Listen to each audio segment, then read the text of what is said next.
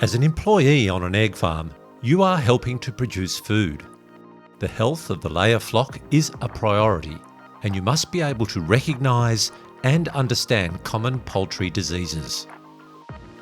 Good egg production relies on good hen health, and your job is to interact with hens, inspect them, and know what the signs of disease to look out for are.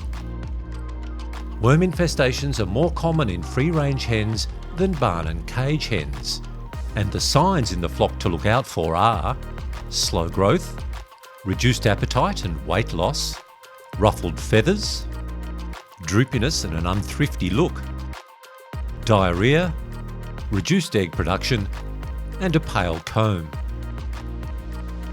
Worm infestation can have serious impacts on the health and welfare of the flock.